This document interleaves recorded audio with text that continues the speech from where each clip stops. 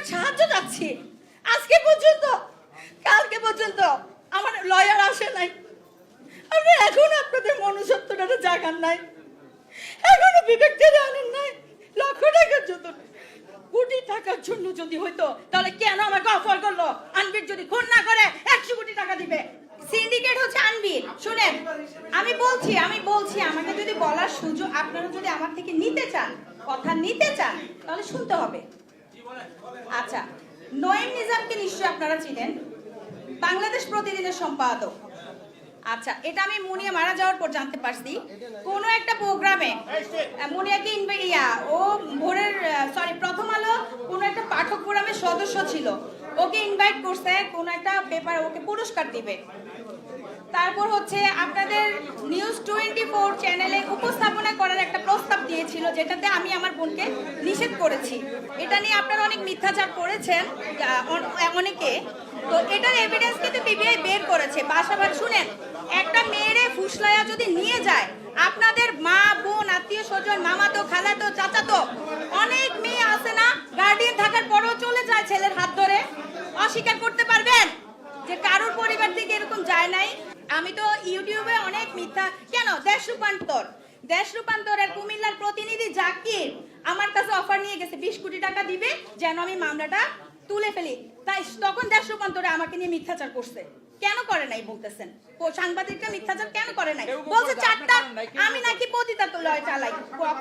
কখনো কি পাইছে? কিছু বের করতে পারছে? কিছু বের করছেন? কি আছে? কেন আপনারা এগুলা করেন? আমি তো আপনাদের সাহায্য চাচ্ছি। আজকে পর্যন্ত, কালকে পর্যন্ত আমার লয়ার আসে নাই। আপনি এখন আপনাদের মনুষ্যত্বটা জাগান নাই, এখনো বিবেক দিয়ে আনেন নাই। লক্ষ টাকার জন্য, কোটি টাকার জন্য যদি হইতো তাহলে কেন আমাকে অফার করলো? আনবির যদি খুন না করে 100 কোটি টাকা দিবে। কেন? আমার সেই মগজ আছে নেয়ার, আমি নিব না। আমাকে মেরে ফেলতে পারবে, কিন্তু বিক্রি আমি হব না। আমি যে লোকের মেয়ে, আপনারা কুমিল্লা গিয়ে খবর নিয়ে, আমি কার মেয়ে, যে বাবা 71-এ মুক্তিযোদ্ধা, আমি অস্বীকার করতে পারবো না। এখন ছাত্রদের তেল মারতে পারবো না, আমি যেটা সত্যি কথা। ছাত্রদের সাথে আমি আসি, ছিলাম, সংস্কার আন্দোলন করব, সামনেও করছি, কিন্তু কেউই সহিংসতার কাম্য করে না। আমার বোনেরটা ছিল ভুল, আপনারা যেটা করছেন সেটা অন্যায়। আমি যেটা করছি, আমরা সবাই যারা করতেছি এখন, সেটা অন্যায়। সে ভুল করতে পারে, সে অন্যায় করে নাই, আপনারা ওরে ক্ষমা করা উচিত। এখন পর্যন্ত দেখতেছেন আমি আদালতে দুয়ারে দুয়ারে, আমার কত ছেট হুমকি, কত কিছু। এগুলো আপনাদের কি একটু বিবেক নাড়া দেয় না? একটা মনুষ্যত্ব নাড়া দেয় না? ভাই আপনাকে চিনি, আপনি কি এখন একটু বিবেক নাড়া দেন? আপনি কি ফ্যামিলি নাই ভাই?